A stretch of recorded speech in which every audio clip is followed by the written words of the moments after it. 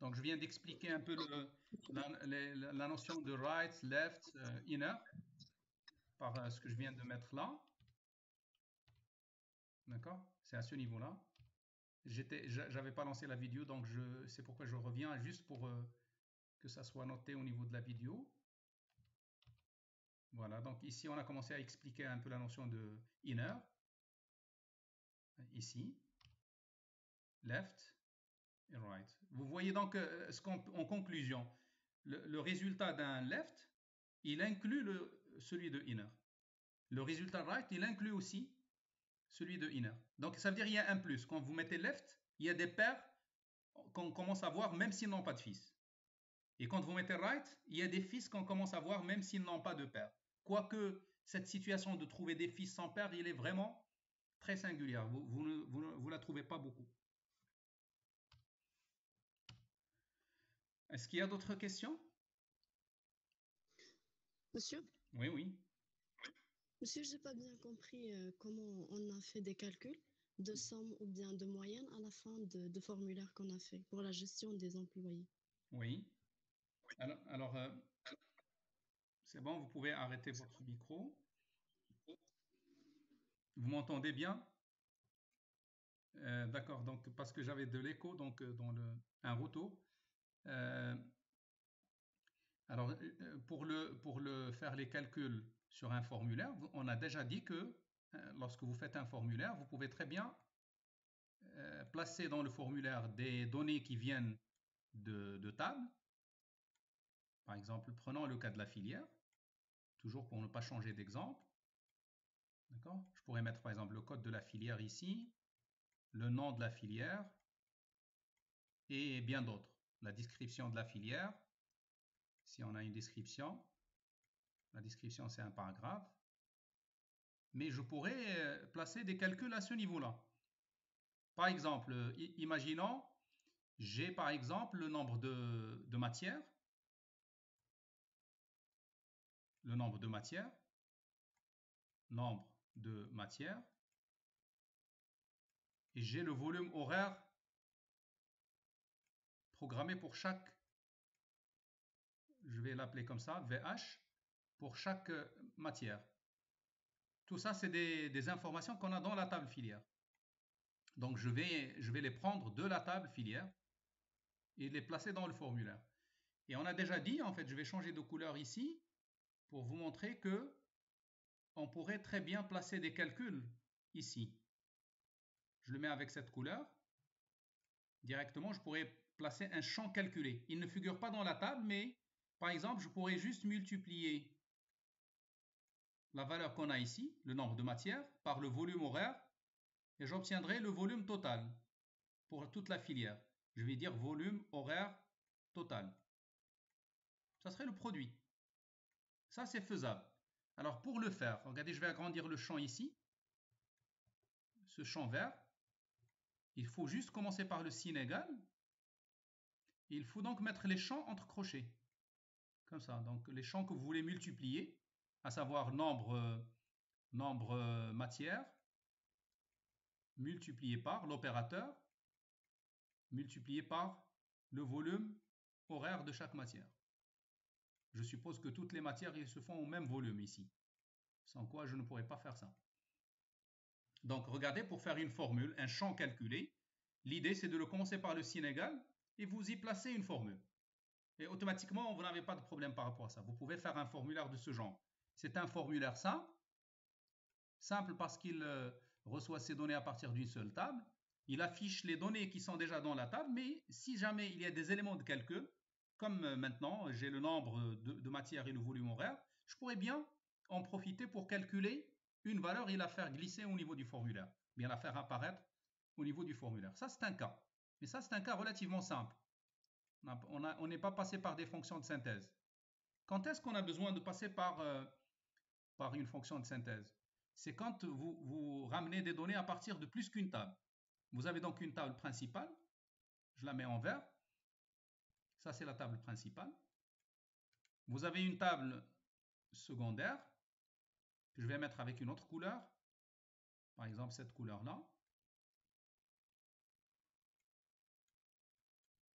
ben, c'est quel cas? Eh ben, pour ne pas changer, je vais dire l'étudiant ici, parce que ça, c'est un cas qui est très simple pour vous, vous le comprenez rapidement. Et là, je vais dire à ce niveau-là, la filière. Alors, je veux faire un formulaire que je vais mettre en vert, parce que c'est pour la filière. C'est pourquoi je l'ai mis en vert. Donc, principalement, il va ramener ces données depuis la table filière. Je vais trouver un peu ce que j'ai mis là. Toutes les informations que j'ai mises ici. Donc, à savoir le code de la filière. Je vais miniaturiser un petit peu pour avoir de l'espace. Le nom de la filière. La description, je la mets ici. Description de la filière. En plus du champ calculé. Le champ calculé, je le mets avec une autre couleur.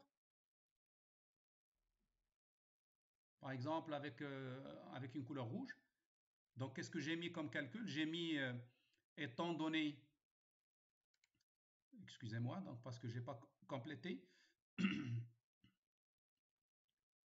J'ai encore un autre champ sur le nombre. J'ai changé de couleur. Je veux donc avoir la couleur. Je veux maintenir la même couleur. Vous allez m'excuser pour ce. Alors donc. Monsieur? Oui, oui, oui. Monsieur, s'il vous plaît, concernant le champ calculé. Oui.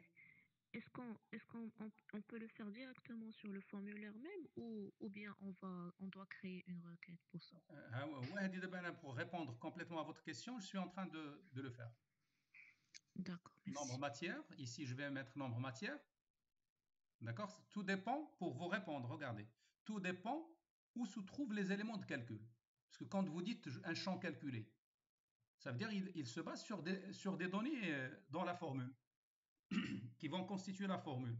Alors, tout dépend où se trouvent ces éléments que vous allez mettre dans la formule. Donc, regardez par exemple ce premier calcul que j'ai déjà expliqué ici. Je l'ai déjà expliqué là. Là. Ici. Les éléments de calcul, ils se trouvent sur la même table. C'est pourquoi j'ai dit ça, c'est un cas simple. Maintenant, en venant là, je veux expliquer les deux. Et je suis en train de refaire encore le premier cas. Donc, et la répétition, elle est toujours bénéfique pour que vous compreniez un peu plus. Regardez, je vais mettre ici tout ce qui est calculé, je le mets en rouge. Regardez, là, je veux faire un calcul et je vais l'appeler donc volume horaire total. Si je vais vers la table filière, je ne vais pas trouver cette information dans la table. Mais tout ce que j'ai mis en vert, il vient de la table verte. Ça veut dire qu'il existe bien dans la table verte. Ici, donc, pour calculer, il suffit juste de mettre égal et de mettre là les éléments de calcul. Et regardez, les éléments de calcul, ils sont déjà dans le formulaire. Donc, c'est pourquoi j'ai qualifié ce calcul de simple. Parce que les éléments sur lesquels on va se baser pour calculer, on va mettre étoile ici, et la première information devient telle. C'est celle-là. La deuxième information que je vais mettre là, c'est celle-ci. Mais bien sûr, pour écrire quelque chose de syntaxique, correctement syntaxique, il faut mettre les crochets. Quand vous mettez le nom d'un champ, quand vous faites participer un champ dans un calcul, mettez son nom entre crochets. C'est comme ça comment Access nous impose de faire. Alors maintenant, venons à l'autre cas. C'est-à-dire, l'autre cas, c'est que je veux donc ramener des données à partir d'une table phi. Ça, c'est une table phi par rapport à la table verte. Et donc, chaque fois que je fixe une filière, je vais avoir beaucoup d'étudiants relevant de cette filière. Alors ici, donc, j'ai besoin d'un autre volet qui se trouve à l'intérieur du formulaire dans lequel je vais montrer les données issues de la table secondaire.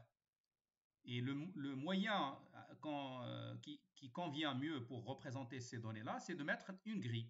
Regardez, je vais la mettre comme ça, une grille, de cette manière à l'intérieur. Ici, donc, je dois montrer quel étudiant. Les étudiants de la filière fixée ici. Par exemple, si je fixe la filière GC, génie civil, j'aurais dû écrire en vert là aussi, mais je vais avoir ici, dans la clé étrangère, si j'affiche la clé étrangère, code filière, je vais avoir que les étudiants de cette filière, de la filière GC. Ça veut dire partout ici, je vais avoir GC. GC, GC. De cette manière. Je vais avoir le premier étudiant de la filière GC, le deuxième étudiant de la filière GC, et ainsi de suite. Alors maintenant, imaginons, je veux faire des calculs de synthèse. Donc, parce que j'ai les éléments qui me permettent de faire les calculs de synthèse, je vais les mettre avec la couleur rouge. Ici, par exemple, je veux placer un champ qui ne fait que compter combien on a d'étudiants pour la filière GC. Je veux juste avoir le nombre d'étudiants. Ça, c'est un calcul. Nombre des étudiants de la filière. Est-ce qu'on aura le même nombre pour toutes les filières? Non, pas forcément. Pour GC, je vais avoir un nombre. Pour génie informatique, je vais avoir un autre nombre, etc. Donc, comment est-ce que je vais réussir ce calcul? Où se trouveront les éléments de calcul? Les éléments de calcul, ils se trouvent dans la zone que j'ai mis en orange. Ils se trouvent à l'intérieur de cette zone, de ce rectangle. Donc, je dois normalement le faire à l'intérieur. Là, vous vous souvenez, on l'a fait dans le pied du sous-formulaire. Je fais donc tout le calcul ici. La formule, elle est très simple. Je vais la mettre là. Il faut juste écrire égal, count, ou bien count. Vous pouvez l'écrire en français comme en anglais. Peu importe. Count, étoile. Vous l'écrivez comme ça. Égal, count, étoile. C'est ça ce que vous devez mettre à l'intérieur de ce rectangle rouge. Mais pourquoi est-ce que je dois le mettre dans le formulaire vert? Parce que avec ce mode d'affichage, tout ce que vous mettez dans le pied, il est toujours masqué. Donc je dois faire en sorte, je sais qu'il existe déjà, il faut que je le fasse d'abord ici, parce que c'est là où il y a les éléments de calcul. Les éléments de calcul, c'est ce qu'on a là. D'accord? Je le fais à l'intérieur du sous-formulaire, et comme il ne va pas apparaître lorsque je vais exécuter mon formulaire, je dois le faire sortir à l'extérieur dans la deuxième étape. Dans la deuxième étape, pour calculer, l'expression est relativement un peu compliquée. Il faut se servir du générateur d'expression. Vous avez un certain générateur. L'idée, elle est très simple. Il faut juste sélectionner ce champ. Il faut l'ajouter, bien sûr. Pour l'ajouter, vous avez une palette d'outils dans votre barre. Il y a un outil qui s'intitule petit a, petit b. C'est ça ce qu'on appelle une zone de texte.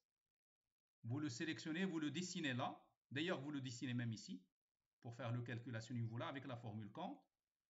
Mais comme ça va être masqué, donc vous le redessinez encore dans le pair en se servant du même contrôle et vous passez par le générateur d'expression pour faire la formule. Alors, comment est-ce que vous faites pour avoir ce générateur? Vous allez juste sélectionner le contrôle, vous irez vers les propriétés du contrôle et dans l'onglet données, vous allez trouver objet source ou bien source, une propriété qui s'appelle source.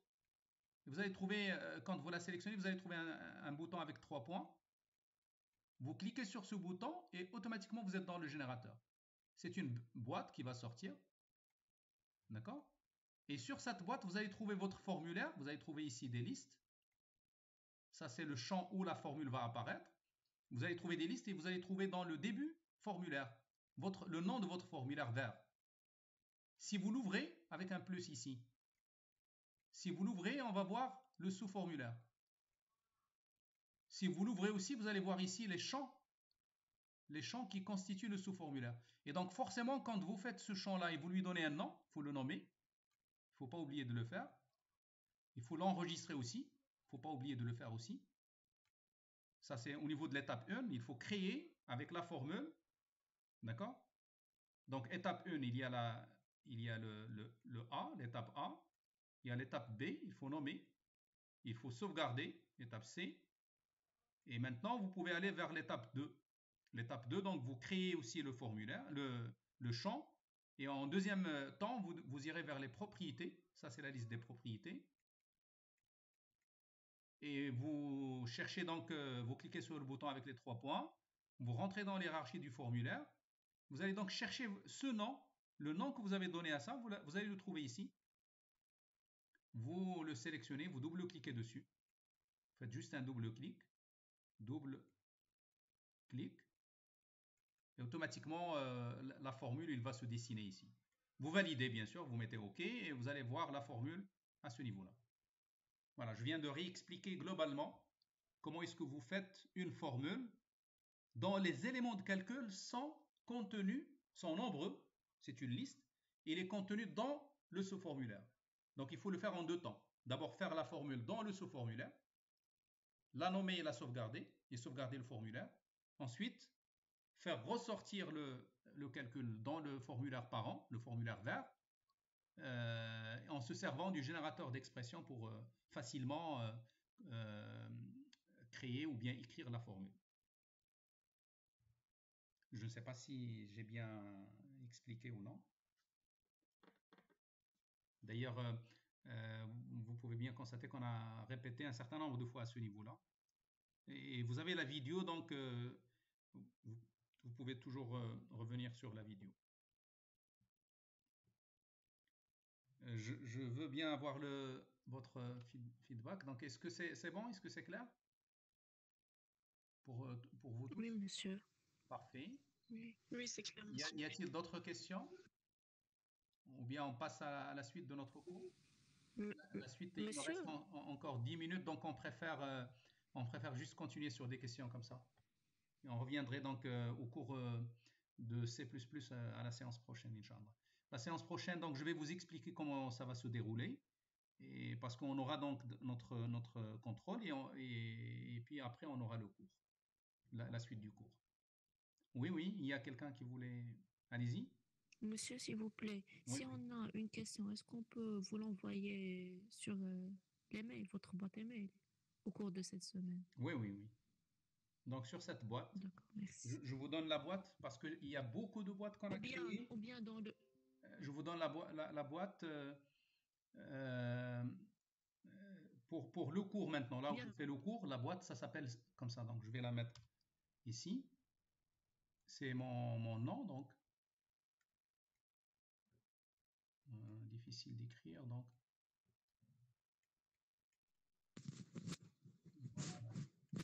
Voilà. Donc c'est très simple. Juste le nom, @n7, n7, c'est ENSET, tiré, med, c'est pour dire Mohamedia. En tout cas, le nom de domaine, ça a été comme ça. .ac, ça c'est l'adresse professionnelle. .ac.ma. C'est ça donc ma boîte professionnelle. Et donc justement, c'est là où j'ai fait mes classrooms. Et c'est là aussi où j'ai à faire les lives. Et donc c'est cette boîte que j'utilise actuellement le plus. Donc, Kbado, donc mon nom, @n7, tiré de 6, ça c'est tiré de 6, media.ac académique.ma. C'est bon? C'est clair pour c'est tout bon, le monde? merci beaucoup, Donc monsieur. je vais voir vos emails ici, parce que moi maintenant je ne sais pas combien de boîtes. C'est difficile d'aller fouiller dans toutes les boîtes. Donc on va convenir dès maintenant, si vous avez à me renvoyer des choses, vous les postez ici. Juste parce qu'il y a beaucoup d'étudiants qui sollicitent cette boîte, donc toujours vous commencez votre message par, si vous voulez bien, donc au niveau de l'objectif, objet, vous mettez HTTP, d'accord? HTTP, j'ai une seule classe, c'est vous. Donc vous mettez juste HTTP au niveau de l'objet, et vous mettez donc le commentaire qui décrit l'objet avant de faire votre message. Ça va me permettre d'isoler ou bien de filtrer facilement vos messages. Ça marche? Oui, ça marche, monsieur. Très bien. Donc, est-ce qu'il y a d'autres questions dans le temps qui reste?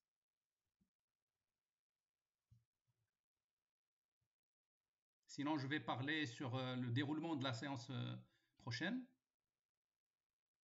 Monsieur, concernant Oui, l'envoi du fichier Access, oui. c'est faisable par Gmail parce qu'on Oui, n'a oui, jamais c'est faisable. essayé de Oui, oui, faire c'est ça. faisable. C'est faisable, c'est D'accord, faisable.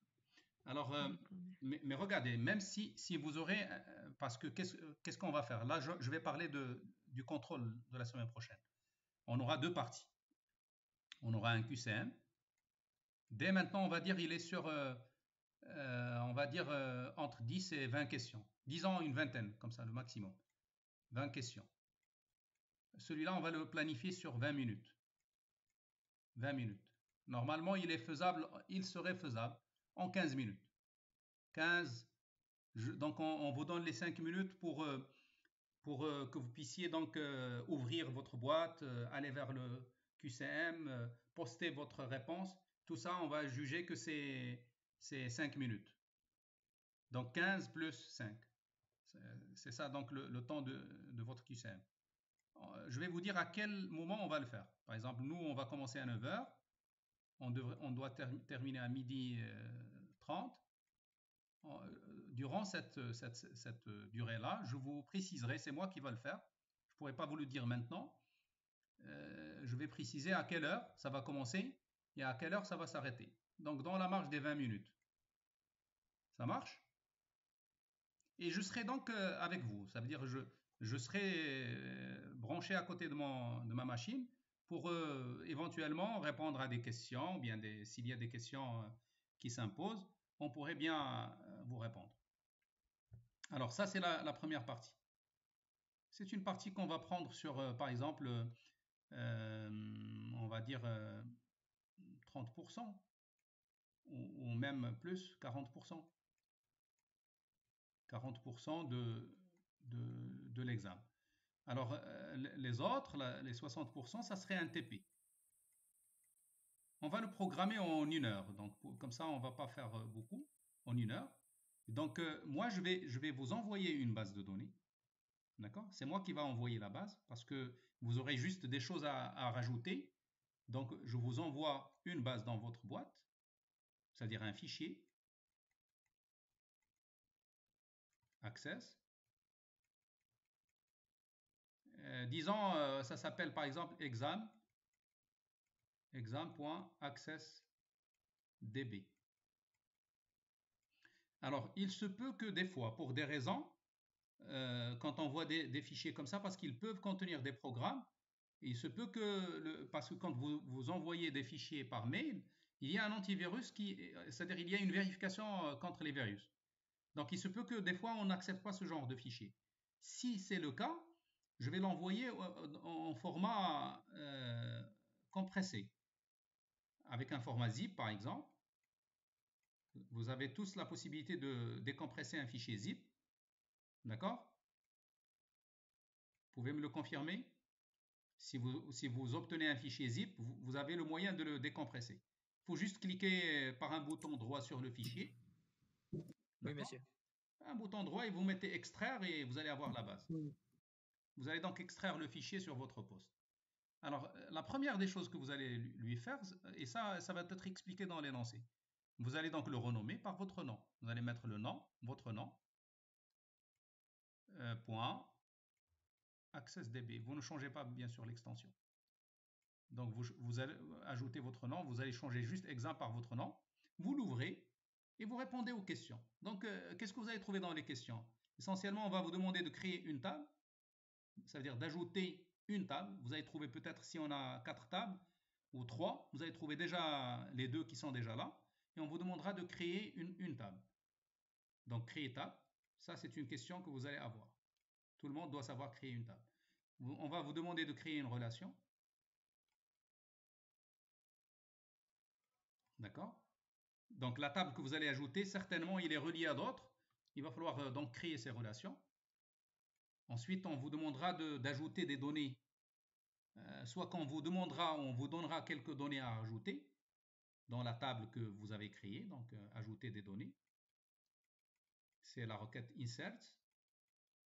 Vous pouvez le faire par des inserts. Quand vous pouvez juste copier les données et les coller dans...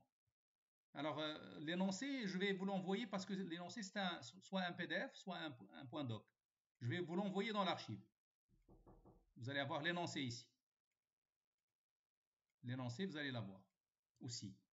Donc, souvent, s'il y a des données à copier, vous allez juste ouvrir votre document et vous allez copier et coller dans la table. Et puis, ça, c'est donc la première partie du TP. La deuxième partie, ça va être quelques requêtes à faire. Peut-être, on va dire 2 ou 3 requêtes. et puis un formulaire à créer. Et certainement, ça serait un formulaire avec un sous-formulaire. Formulaire avec sous-formulaire. Donc, par exemple, ça pourrait être 15 minutes pour le faire. Ça pourrait être 15 minutes aussi. Ça fait une demi-heure. Et ça, une demi-heure. En tout cas, une heure largement suffisante pour faire le TP. Alors maintenant, une fois fait, qu'est-ce qu'il faut faire? Eh bien, il faut faire l'opération inverse. Ça veut dire, vous prenez votre fichier, ce fichier que vous avez appelé par votre nom. Je vais le mettre là. Ça, c'est, il faut poster la réponse. Il faut donc envoyer votre réponse. Poster le fichier dans le mail que je vous ai donné. Alors, comment vous allez faire? Vous allez prendre votre fichier qui s'appelle en votre nom, .accessdb. Vous le compressez cette fois-ci. D'accord? Juste un bouton droit et on va vous donner créer un nom.zip ou bien .rar. Vous allez trouver dans le menu, si vous mettez un bouton droit, vous allez trouver la possibilité de créer ce fichier-là. Vous le créez et c'est celui-là qu'il faut envoyer. Ne m'envoyez pas le document, l'examen, le document, donc l'énoncé. Il ne faut pas envoyer l'énoncé, vous envoyez uniquement votre travail. Alors maintenant, si jamais il y a un problème pour quelqu'un à envoyer par exemple le fichier zip, vous pouvez toujours, quand vous êtes en train de faire vos travaux, vous pouvez toujours capturer à chaque étape, chaque question. Une fois que vous aurez fait la question, mettez un capture écran, une capture écran, donc on va dire. C'est-à-dire vous mettez, vous avez tous sur votre clavier une touche qui s'appelle imprime écran. Print screen, ceux qui ont des touches en anglais. Sur le clavier, il y a un bouton qui s'intitule imprime écran. Vous capturez à chaque fois que vous aurez fait une question, capturez l'image et vous la mettez dans un document. Un doc, vous le créez dès le départ. Ça, c'est juste par précaution. Et vous mettez un contrôle ici pour capturer. Ça capture et ça met dans le presse-papier. Vous mettez juste un contrôle V. Contrôle V. Par exemple, première question. Contrôle V. Vous avez collé votre écran. Alors, vous passez à la deuxième question. Vous la faites. Imprime écran. Petit 2. Contrôle V. Pour coller. Et au bout, en fait, vous aurez déjà constitué ce document avec l'ensemble des captures d'écran des différentes réponses. Alors maintenant, si l'envoi de ce fichier passe, c'est pas la peine d'envoyer ça. Sinon, eh ben c'est si vous voulez juste une alternative. Sinon, eh ben vous revenez à ce document, vous le sauvegardez et vous me l'envoyez. Mais ça, c'est en deuxième alternative. C'est juste si jamais ça passe pas. Donc, je vous donnerai une petite marge parce que si vous voulez faire ça, donc peut-être que pour réaliser ce fichier, ça va vous coûter 15 minutes. Donc, on vous donnera 1h15. 1h15 minutes. Plus les 20 minutes pour le questionnaire. Monsieur, pourquoi ne pas... Monsieur. Oui, oui. Monsieur. Je vous entends. Pourquoi allez. ne pas envoyer seulement la base de données avec les questions? Oui. Pourquoi ne pas envoyer seulement la base de données? Si jamais pour quelqu'un il a eu un problème à compacter ou bien à envoyer un fichier binaire, parce que là c'est des fichiers qui peuvent être vus par les serveurs de messagerie comme porteurs de virus. D'accord? Pourquoi? Parce que comme ils peuvent contenir des programmes à l'intérieur, il se peut que ça passe pas quand vous voulez envoyer. Si jamais ça passe pas, c'est là où il faut faire l'autre. Mais vous ne pouvez pas le savoir a priori. Donc, c'est pourquoi, donc, en parallèle, tout en répondant sur votre fichier base de données, à chaque question, au bout de chaque question, vous capturez et vous mettez dans le dossier, dans le document, que vous avez ouvert et placé à côté. Comme ça, donc, si jamais la première ne marche pas, et ben vous aurez la deuxième alternative. Vous avez une alternative.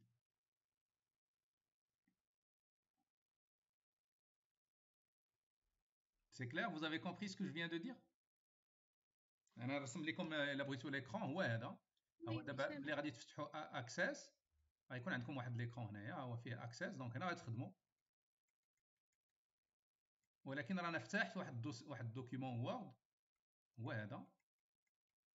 الوغ اش كندير ملي كنصايب لا بروميير كيسيون هنا، هذاك ليكرون اللي عندي قبل ما نفاليدي لا كيسيون غادي نكابتوريه، غندير ليه امبريم سكرين، امبريم ايكرون. راه عندكم واحد لا توشه سميتها امبريم ايكرون، داكور. هانتوما فو لافي كابتوري، غتجيو لهنا الدوكيومون، غديروا لو نيميرو دو لا كيسيون بحال كتجاوبوا في الورقه ديالكم. اي فو ميتي كونترول بلس في. الا درتوها اون باراليل راه فو كوت واحد 1 مينوت بار كيسيون دو بلس. كل كيسيون كدير سي ان كليك هنا، ان كليك vous cliquez sur ou là un appui de touche وغدير كونترول في هنايا، غدير النيميرو دو لا كيسيون كونترول في وترجع للسطر هنايا وانت كتوجد لا كيسيون 2. دونك غنجي نصايب لا كيسيون 2 في اكسس، جو كابتور ليكرون وغادي ندير لها كونترول بلس في اي انسي دو سويت. انا كندير دابا هذا عي سي اون بريكوسيون. دونك ملي غنسالي و بو ديال لو طون الوي شنو غندير؟ غادي نشد هذا وندير ليه زيب، جو في لو زيبي، جو في لو كومبريسي، وهذا غادي نمشي نصيفطو في لابواط. الا مشى مزيان داكشي اللي بغينا. الا قال لكم راه كاين بروبليم فيروس اكسيتيرا جو نسي با كوا، هنا غترجعوا لهذا، غتصيفطوا هذا البوان دوك. هذا غادي تسجلوه بسميتكم، ديروا فيه لو نون بوان دوك، تصيفطوه، غتصيفطوه في لا ميم بواط. انا عطيتكم لا بواط تو تالور. دونك هذاك الميساج غادي ديروا فيه او اتش تي بي في لوبجيكتيف اكزام ولا كونترول ولا اكزام وتصيفطوه باش انا رابيدمون جو فيلتر كيبان لي فين هما لي ريبونس ديالكم. بالنسبه للكيسام حنا شفنا الكيسام، حنا شفنا اليوم كومون في هذاك، راه سي بريسك سيستيماتيك. هذيك 20 مينوت هي باش غنبداو بها هي الاولى. دونك مثلا في لو طون كو جو في فو دوني، حنا قلنا دابا 1h15 بلس 20 مينوت صافي 1h35. غادي نبداو بهادي وغادي نديرو واحد 5 مينوت بيناتهم. هادي ديال العيب باش لو طون كو ديك لا مارج، لان كل واحد خصو يصيفط. هنا واحد 5 مينوت 20 مينوت، هذا بور لو QCM. وهنا اون فا ديماري نوتر لوتر، وهنا عاوتاني غادي ناخذ واحد 5 مينوت انا باش نكونفيرمي لكم بان راه جي. هذه هي الكونفيرماسيون كو جي روسو فو فيشي. هنا عاوتاني اون كونفيرم وصافي. دونك كوم سا الى مشينا هكذا راه سيغمون تو الموند il va réussir سون. غير بالنسبه لو طون بحال دابا الا بدينا مثلا مع 10 راه خصنا نساليو. دونك هنا عندنا 20 بلس 10 صافي 30 بلس 1h15 صافي 1h45 مينوت لو توتال. هاد او بو ديال هاد 45 مينوت خصنا نكونوا كلشي صيفطنا، ولكن راه ما غاديش نتسناو الكيسام حتى الاخر. نو سادير الكيسام هنا هذا هو لا دات ليميت ديال الكيسام. يعني الا بدينا مع 10 و 25 خص يكون كلشي صيفط الكيسام. اللي ما صيفطوش هنا ما غاديش جو في با دوني سويت هنايا. علاش؟ لان اللي خلا حتى جو نسي با، لانه حنا اون سيبوز كوم سا. دونك بالنسبه للكيسام سي اون طون ريال، خصنا نصايبو نصيفطو كيما اليوم. دونك اللي ما صيفطش عندي هنايا راه بالنسبه لي ما غاديش ناخذ ليه هاد الكيسام. Alors d'abord, que faire pour les étudiants qui pourront avoir des difficultés? De toute façon, ils finiront par envoyer. حنا ما غاديش نديرو tout ou rien. يعني شي واحد اللي صيفط après هاد le temps هذا، il faut quand même qu'il m'envoie une petite explication. بحال دابا مثلا تقطعت لي لا كونيكسيون و au moins خصني ندير شي une petite justification. Donc ça peut être quoi?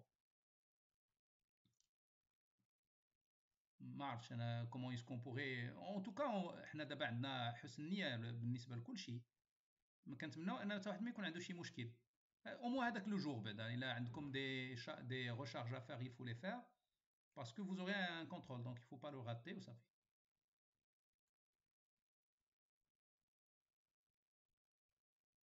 ما عرفتش واش اسكو سي كلير بور تو الموند. انا كنتسنى هنايا يكون عندي بحال كيما اليوم 1% ولا 2%، ماشي مشكل. هادو حتى نشوفوا كيفاش حيت هادشي كامل اللي كنقول لكم دابا راه زعما officiellement, il n'est pas encore officialisé, d'accord? C'est-à-dire, on est tous maintenant sur le fait qu'il ne faut pas qu'on fasse d'examen. Et là, on est en train d'anticiper, donc on veut le faire pour beaucoup de raisons, parce qu'on a un TP, on a une certaine fraîcheur à ne pas perdre par rapport à l'examen. Sinon, si on laisse jusqu'à la fin de l'année, peut-être il va falloir qu'on fasse un rappel qui nous coûtera le temps pour lequel on a fait le cours. Donc, c'est pas bien. Et donc, j'anticipe, moi. Mais officiellement, il n'y a aucune note qui dit que on est censé faire des examens comme ça. حنا دابا كنديروها ولكن راه نقدروا هذا الشيء كامله الا سي سا مارش با نقدروا اللي هما سا مارش بوغ علاش لا يعني ناخذوا لهم لي نوت ديالهم لي نوت بيان سور يكونوا بوزيتيف ان شاء الله الا شي واحد ما عندوش مشكل وقع عليه مشكل فريمون ان بروبليم لي سيريو وداك الشيء راه غادي تكون اون سوليوشن من بعد. Monsieur, نعم oui monsieur, pour les captures, غناخدوهم غير pour le résultat final. ما نديروش دوك les étapes لا c'est pas la peine de faire les étapes intermédiaires. بحال دابا la création d'une table حتى تساليو قبل ما ديروا داك enregistrer غتبينوا داك l'écran. الا كانت une requête SQL حتى هي تصوروها ولا تكتبوها هذيك ديريكتومون في الدوكيومون. الا درتو une requête مثلا create table, vous le copiez من access ou vous le mettez dans votre document. الا كانت اون ايماج درتو الكونسيبتور خدمتو بدوك لي كونسيبتور غادي تصوروا ليا الكونسيبتور حتى تساليو فيه وصوروا. D'accord. Ça marche. Voilà donc هادشي اللي كاين. دونك نتمنوا على الله ما يكون حتى شي مشكل لا سيمين بروشين وصافي زعما الا كان tout le monde il a fait le nécessaire de son côté راه il y aurait pas de problème ان شاء الله. Maintenant الناس اللي كان عندهم difficulté de connexion ولا شي حاجه راه غادي نشوفوا une autre solution. حتى on ne pourrait pas pénaliser quelqu'un qui a un problème. نتمنوا على الله ما يكون حتى واحد ما يكون عنده البروبليم باش ندوزو هاد لان تابعانا الا سينو الا مشينا حتى لاخر العام راه يفو ايماجيني بانه يمكن في شهر 6 ولا نتمنوا على الله بعدا يتحيد علينا هاد المشكل هذا وداك الساعه راه غادي يكونوا beaucoup de solutions.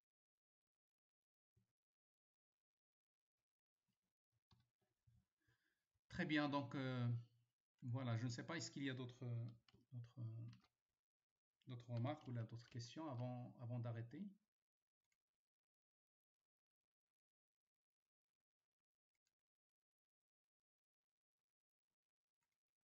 Bon, je pense que c'est bon. On va arrêter à ce niveau-là, donc à la semaine prochaine, Inch'Allah. Monsieur. Je vous en prie.